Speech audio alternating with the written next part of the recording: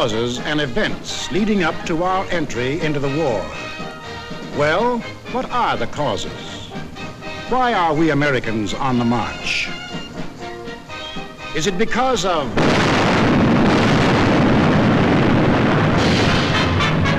Pearl Harbor? Is that why we are fighting? Or is it because of Britain?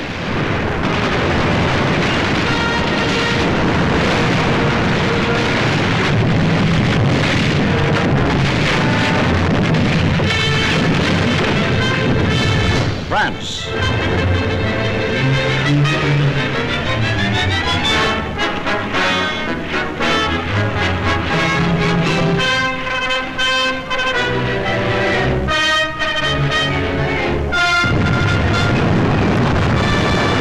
China.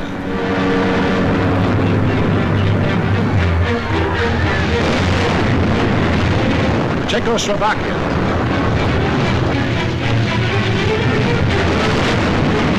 Norway.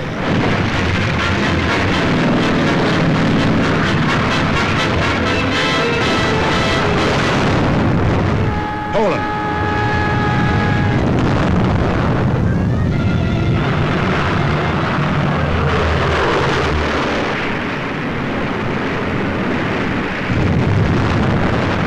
Holland. Greece.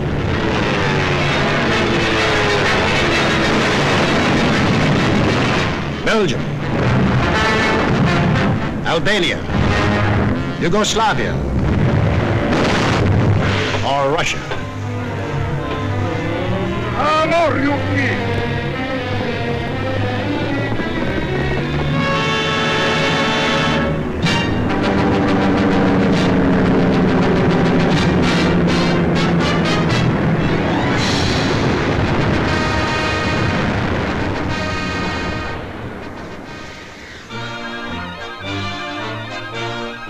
Just what was it made us change our way of living overnight? What turned our resources, our machines, our whole nation into one vast arsenal, producing more and more weapons of war instead of the old materials of peace?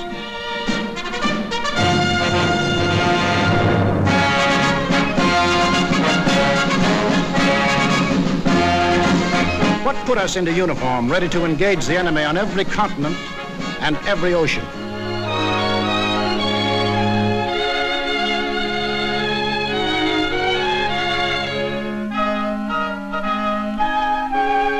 What are these two worlds of which Mr. Wallace spoke? The free and the slave.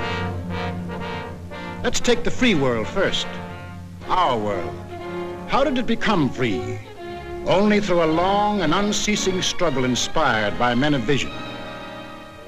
Moses, Muhammad, Confucius,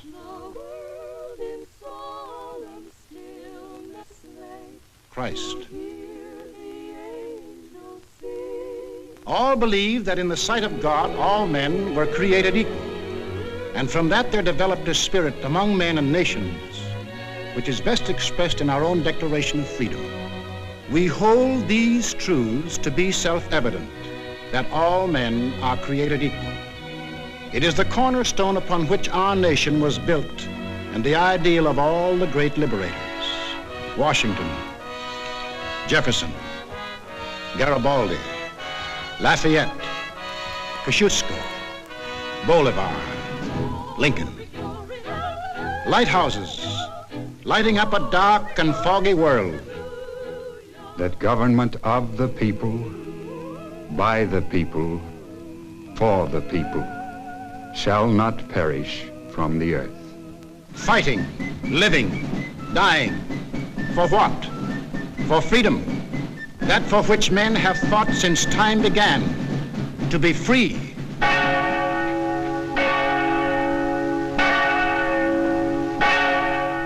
Is life so dear or peace so sweet as to be purchased at the price of chains and slavery? Forbid it, Almighty God.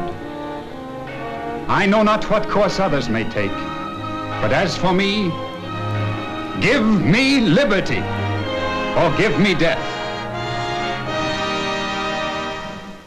But what of this other world? Here, men insisted that progress lay in killing freedom. Here, they were putting out the lighthouses, one by one. Here, the march of history was reversing itself. In Italy, it began when an ambitious rabble-rouser set his followers marching on Rome. The country, like every other country after the last war, was torn by political unrest, hard times, unemployment. Two courses were available to the Italian people. They could solve their problems in a free, democratic way, or they could let someone else do the solving for them. They made the tragic mistake of choosing the second course. They put their trust and faith in this one man. They believed he represented them. Actually, he planned to betray them for the selfish interests of himself and the group back of him, just as he had earlier betrayed those who first supported him. In Germany, another and even more forceful demagogue set his followers marching from the Munich beer halls. He too had the sinister opportunity to take advantage of post-war chaos.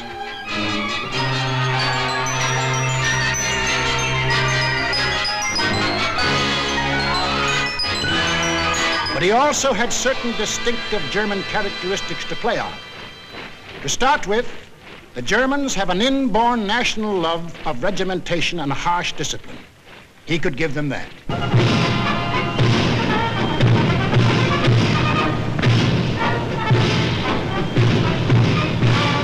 The German army, and through them the people, had never acknowledged German defeat in the last war and were anxious for revenge. That too he promised them. The wealthy and powerful industrialists were fearful of losing any of their wealth and power and were ready to back anyone who would retain it for them. He promised to take care of them too. This man cunningly played all these ends against the middle and ruthlessly set out to murder the newborn German Republic. In Japan, you expect things to be done a little differently. They were. Here, not one man, but a gang disguised their little schemes as the will of the emperor. And to the Japanese people, the emperor is God. Taking advantage of their fanatical worship of the god emperor, it was no great trick to take away what little freedom they had ever known. Yes, in these lands, the people surrendered their liberties and threw away their human dignity.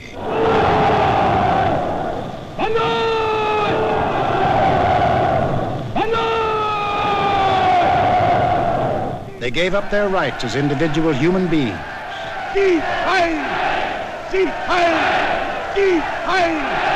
And became a part of a mass, a human herd.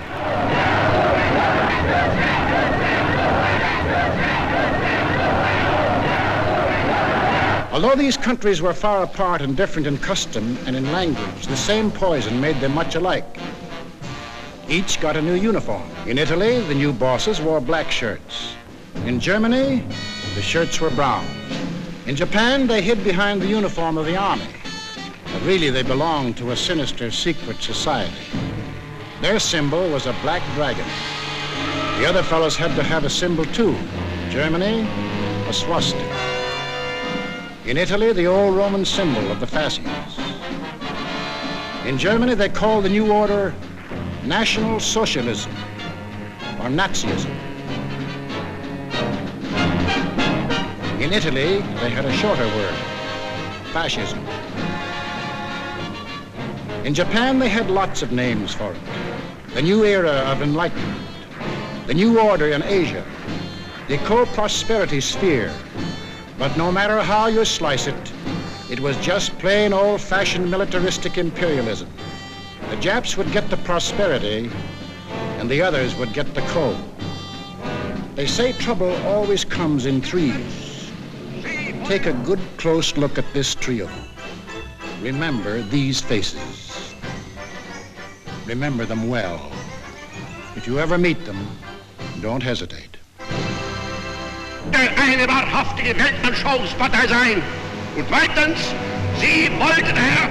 Stop thinking and follow me, cried Hitler. I will make you masters of the world. And the people answered, Heil!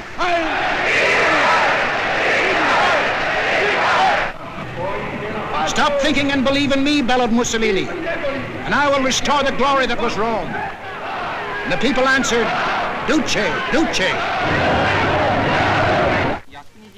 Stop thinking and follow your God Emperor, cried the Japanese warlords, and Japan will rule the world. And the people answered, Banzai, Banzai. Each system was alike in that the constitutional law-making bodies gave up their power. The Reichstag in Berlin, the House of Deputies in Rome, the Diet in Tokyo. And these elected representatives became collections of stooges, rubber stamp organizations. Applauding on cue the words of the leaders.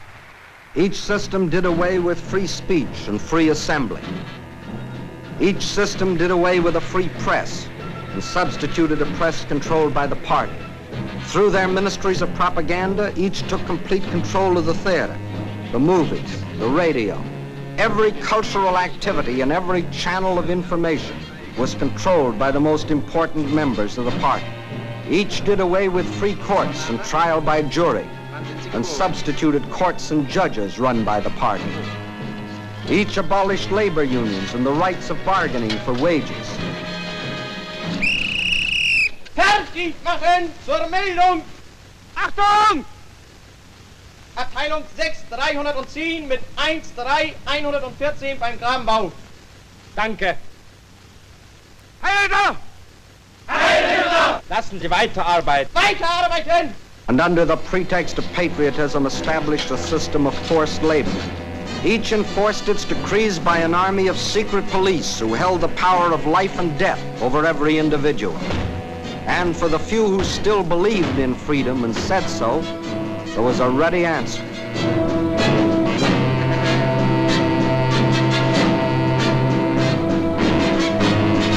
Con una mazza si può imporre silenzio ai più grandi intelletti del mondo. The greatest intellect in the world can be silenced with this. That is an exact translation of the words these black shirts cheer so lustily. Sage nur so viel, wenn ich das Wort Kultur höre, dann greife ich schon nach meinem Revolver. Whenever I hear anyone mention the word culture, the first thing I do is reach for my gun. Yes, they had the answer. The blackjack and the gun.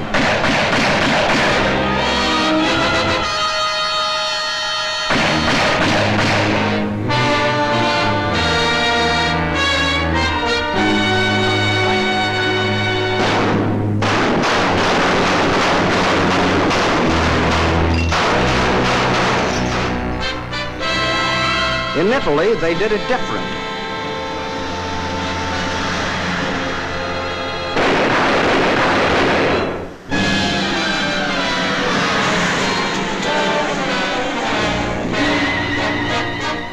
While in Japan,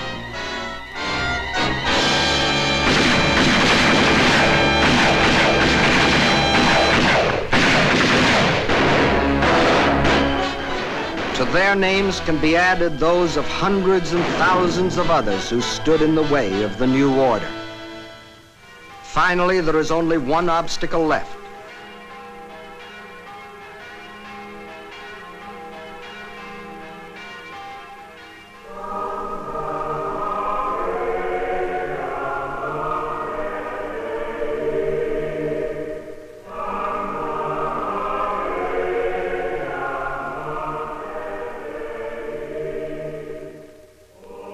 The word of God and the word of Führers cannot be reconciled. Then God must go.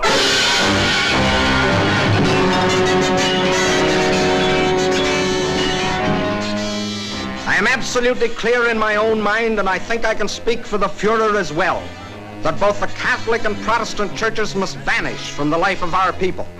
Thus spoke Dr. Alfred Rosenberg. And if you have any doubt that he spoke for his Führer, here's what happened.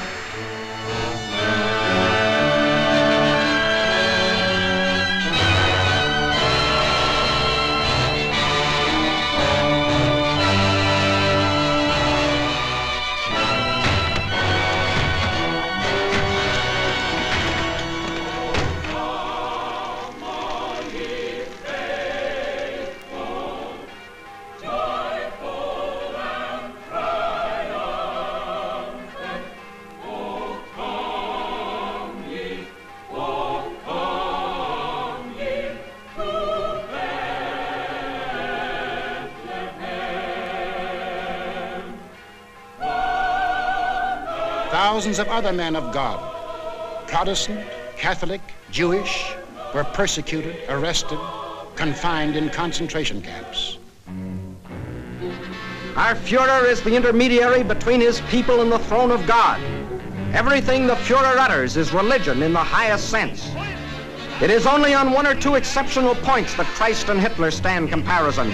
For Hitler is far too big a man to be compared with one so petty. Every day in all German classrooms, Adolf Hitler ist unser Retter, unser Held, der edelste Führer auf der ganzen Welt.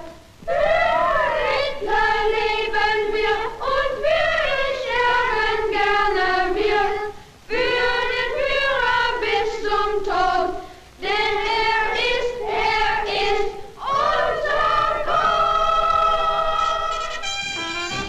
yes, take children from the faith of their fathers and teach them the state is the only church, and the head of the state is the voice of God.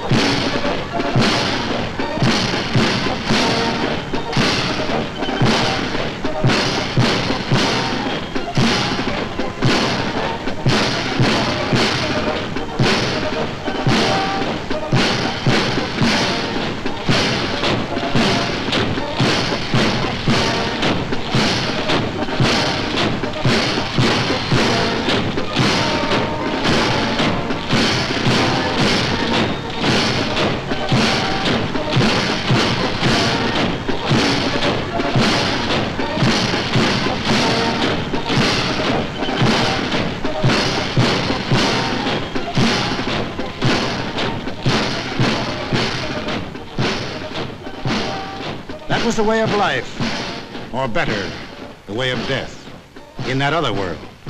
Now, what of our world, the democratic world? What did we want?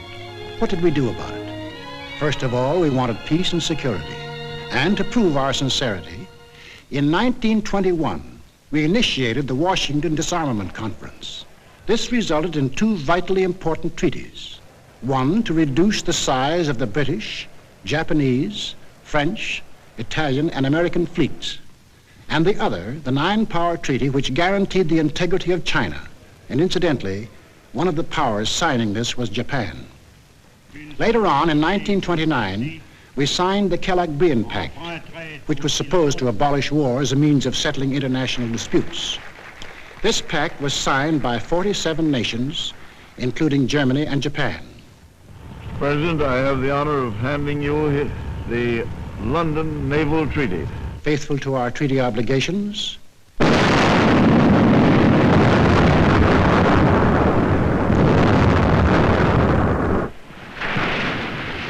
we scrapped more than 60% of our naval tonnage, and our army was reduced to a standing force of 136,000 men, smaller than that maintained by the little state of Romania.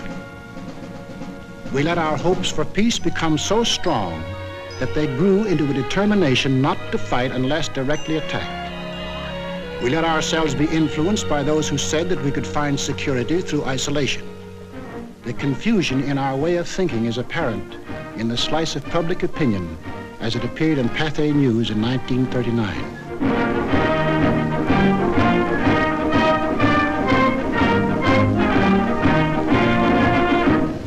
Another war, not for me. This time America should keep out, and I know I will. If war breaks out in Europe, I think that this country should heed the advice of its first president and avoid all foreign entanglements. I haven't the slightest idea of European affairs. In the event of war in Europe, I think we should stay out of it entirely. And all our efforts should be made to keep out of the fight. Let Europe fight her own battles. They mean nothing to us. We should mind our own business. By all means, no. Yes, fight. No. No. Yes. If my country calls, yes. No. We simply did not want to understand that our individual and national problems were, and always will be, dependent upon the problems of the whole world. And we had individual and national problems to worry about, plenty of them, just as Germany, Italy, and Japan had. But we faced them in a democratic way. We passed laws to give working men a chance to improve their lot. We established an insurance program for those without jobs.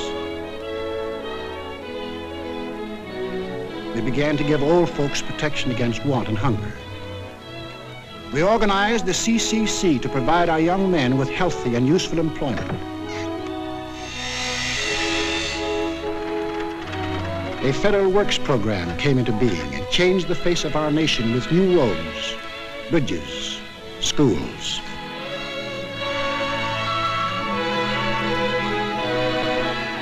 We built great new dams which brought the miracle of electricity to millions of our people. These were some of our accomplishments, but there were others not so creditable. We turned our backs on the League of Nations. We passed the Tariff Act to set a higher wall of isolation around us. We encouraged lawlessness with the farce of prohibition. But in spite of these mistakes, we never had a thought of losing our free institutions. John Q. Public still ran the country. He had his choice of voting for Dewey, Wilkie, Roosevelt, or anybody else. In Germany, they had the choice of voting for Hitler, Hitler, or Hitler.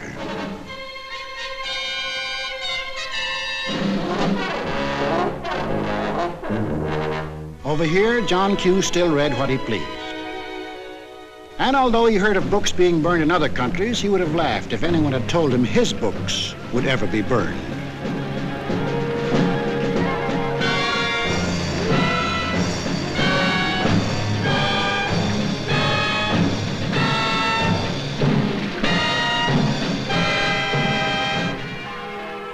And on Sunday, if he felt like it, John Q. went to any church he pleased.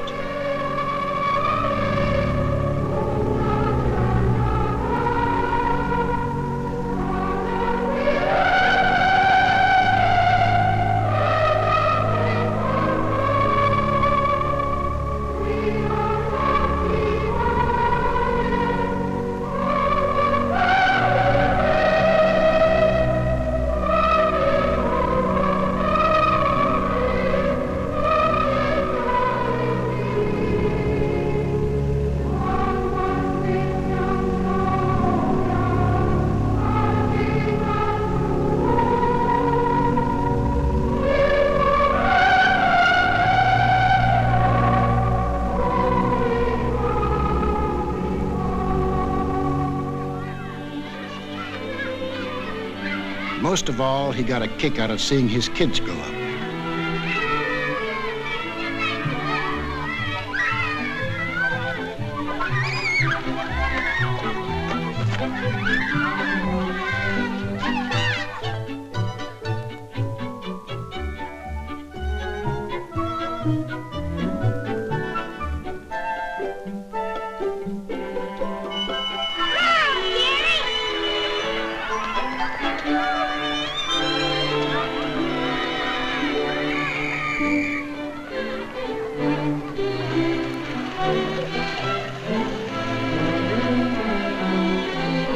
The average American was quite unconscious of the fact that some people had this in mind for the little John Q's.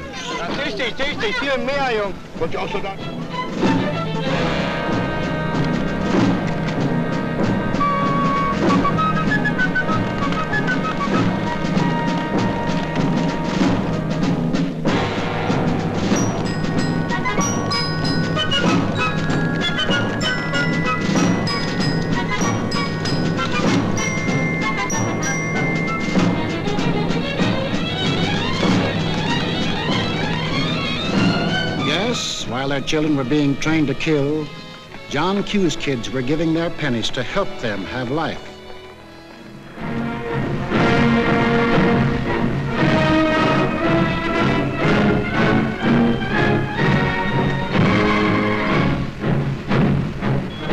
And when we saw these men in the newsreels, quite often we laughed. To us, they looked like characters in a musical comedy.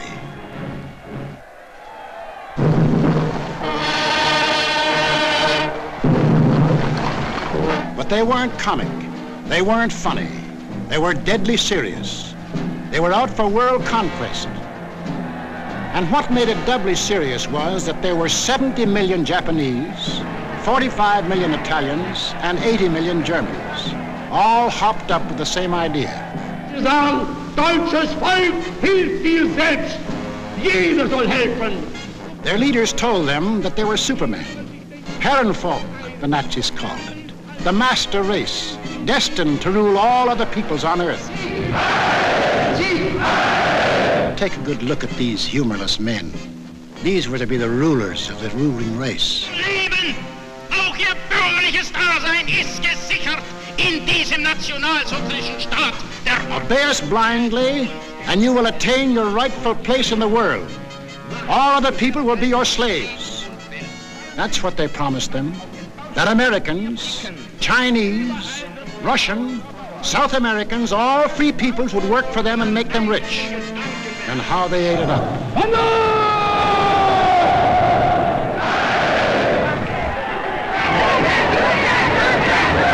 We shall restore the glory that was Rome. Today we rule Germany. Tomorrow the world. The Pacific is ours. It was inevitable that these countries should gang up on us. The little fellow is our pal, Kurosu, who smiled his way into our hearts in December 1941. Here he and his friends are busy carving up the world in advance, staking out their claims. Take a good look at these claims. Here was the Italy that Mussolini took over in 1922. And almost his first act was to tell the Italians they were the rightful owners of Corsica, Nice, Savoia, Albania, Tunisia, Ethiopia, and a land corridor linking it with Libya. Later on, he had an even bigger dream. The old Roman Empire as it existed nearly 2,000 years ago, to dominate all the lands adjoining the Mediterranean. Mare Nostrum, our sea, they called it, just as the ancient Romans did. As for the Japanese, they had some ambitions too. By 1920, they had grabbed off Formosa, Korea, and the southern half of the island of Sakhalin. Then Baron Gishi Tanaka, the prime minister, carefully set down Japanese aims in a document called the Tanaka Memorial. It was presented to the emperor July 25th, 1927.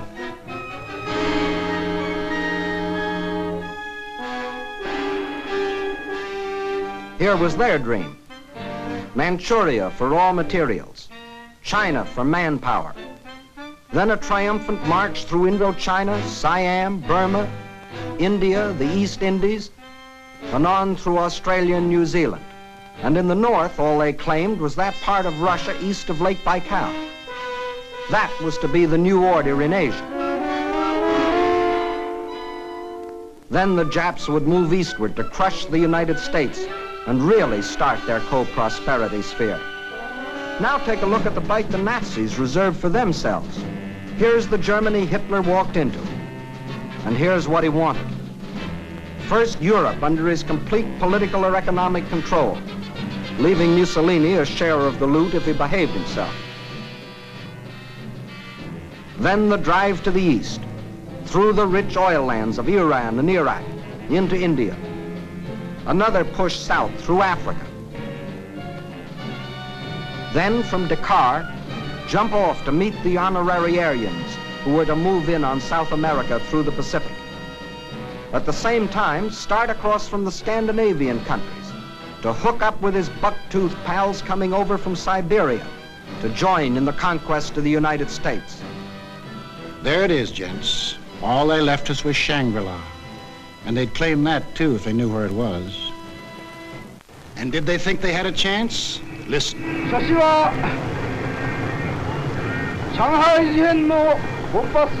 When war comes between Japan and the United States, I shall not be content merely to occupy Guam, the Philippines, Hawaii, and San Francisco. I look forward to dictating the peace to the United States in the White House at Washington. Yamamoto wrote those words on January of 1941. Yes, the conquering Jap army down Pennsylvania Avenue. That was the final goal. You will see what they did to the men and women of Nanking, Hong Kong, and Manila. Imagine the field day they'd enjoy if they'd marched through the streets of Washington. But before striking, a preliminary step was necessary. From Berlin, from Rome, from Tokyo, the campaign started. Propaganda to confuse, divide, soften up their intended victims. Put them on the defensive. Scream you're abused. Shout you're oppressed. The world's wrong. You're right. If you shriek it loud enough and often enough, they'll believe you. Above all, use their free press and their free speech to destroy them. Lebensraum, ja, Lebensraum, meine Volksgenossen. Lebensraum, they demanded. Living room. Our lands are overcrowded.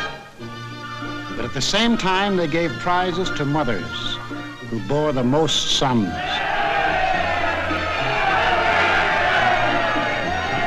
They brought together large groups of young men and young girls for human breeding. Read what one of their leaders wrote.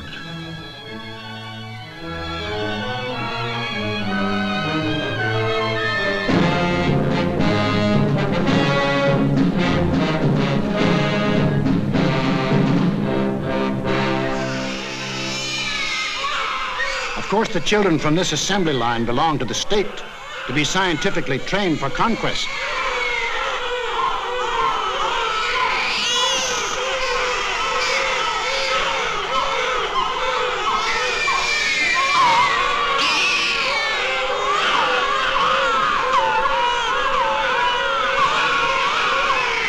Another howl was the lack of raw material.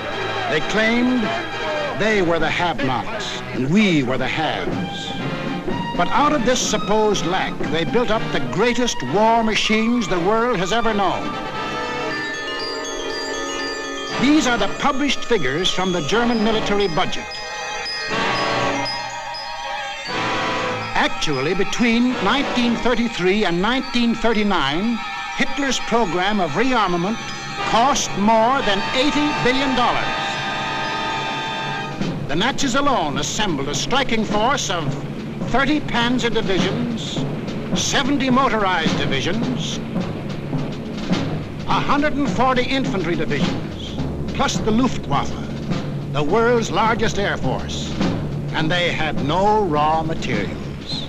Think of the bread, the automobiles, the good things of life that the German, Italian, Japanese leaders might have given their people if they had spent this money for peace instead of war. You know what billions we are now spending to match their military force? No.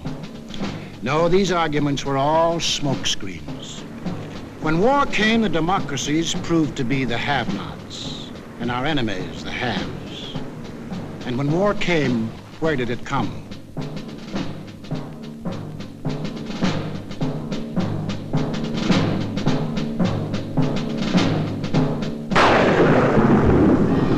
Remember that date, September 18th, 1931.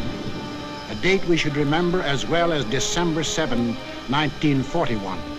For on that date, in 1931, the war we are now fighting began.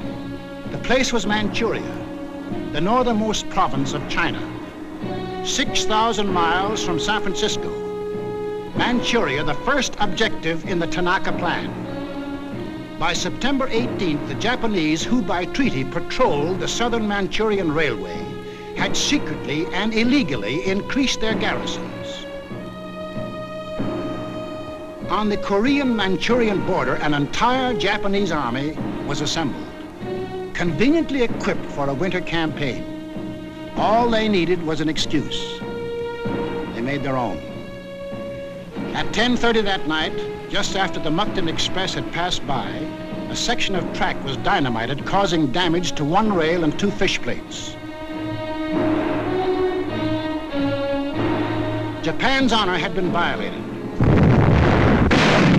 Within half an hour, the Japanese railroad garrison launched a coordinated attack on the barracks of the sleeping Chinese army at Mukden. The slaughter was appalling.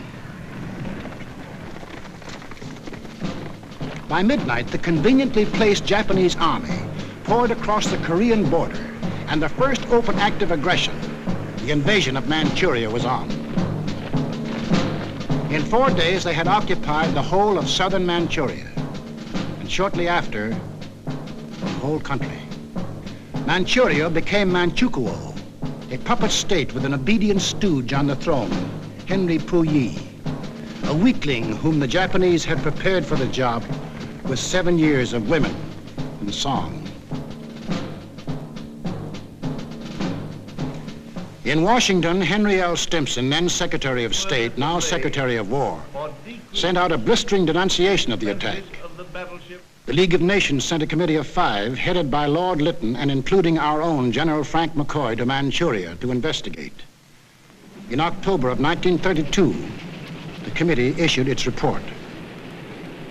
We found that the Japanese occupation of this large part of China was not justified on the ground of self-defense, and that the new state which had been set up was a Japanese protectorate rather than a genuine case of Manchurian self-determination. Shortly after, the League condemned Japan as an aggressor nation. À son Excellence, Monsieur Matsuoka, délégué du Japon. I call on His Excellency, Monsieur Matsuoka, delegate of Japan.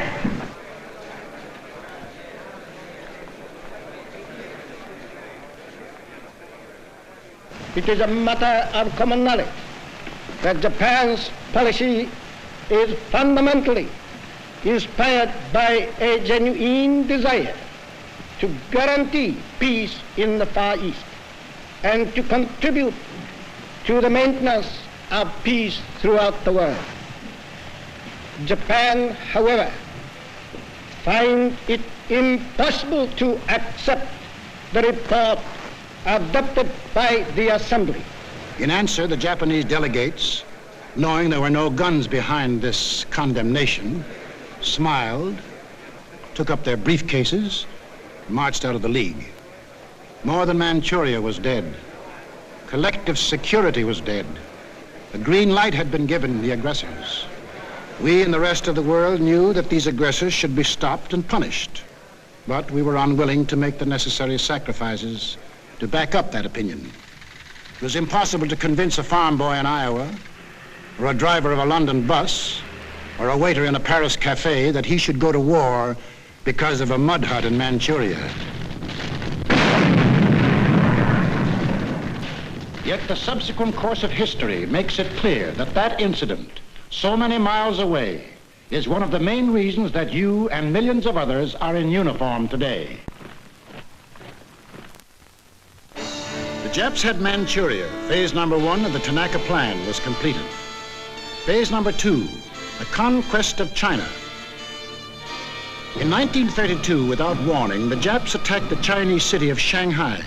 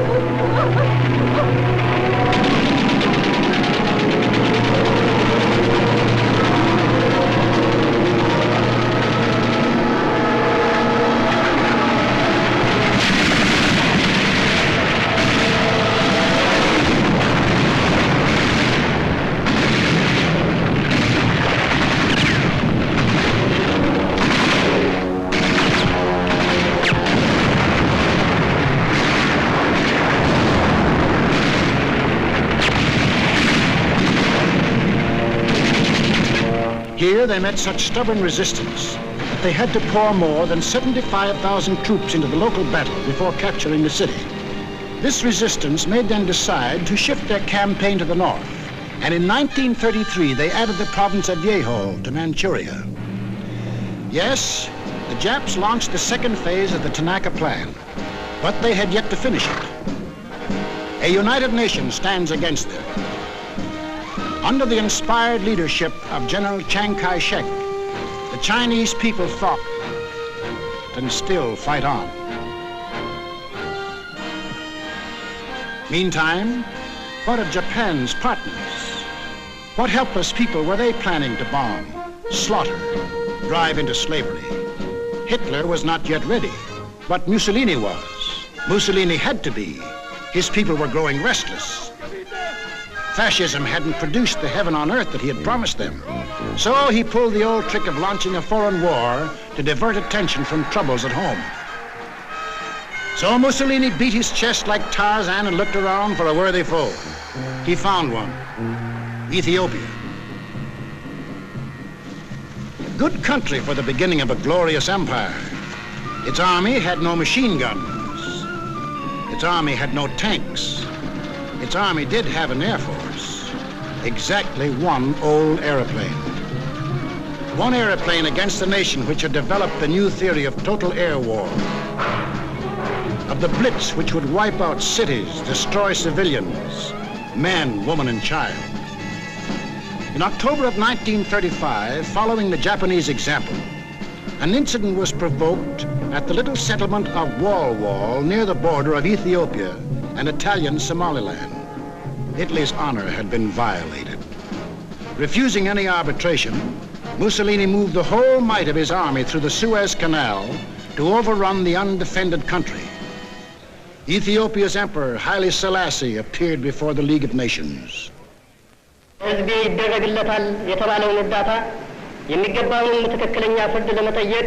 I must still fight on until my tardy allies appear, and if they never come, I say to you without bitterness, the West will perish.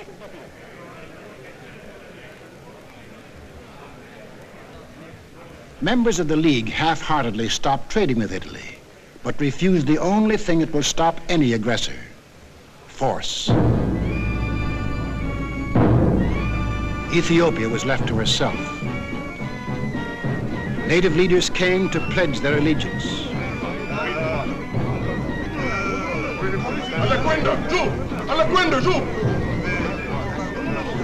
Look, get you! Wagamate! Wagamate! Wagamate! Wagamate! The people of Ethiopia, with their spears and bare hands, faced the guns and the tanks of the invaders, fighting desperately and gallantly to save their country from conquest.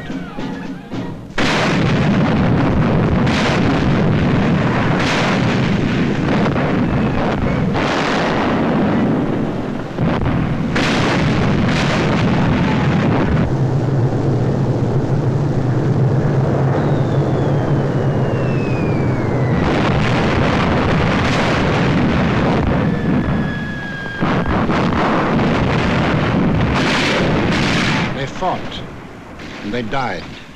But in the end, there could be but one result. Might triumphed. Italy conquered Ethiopia. Many of our elected leaders warned us of danger.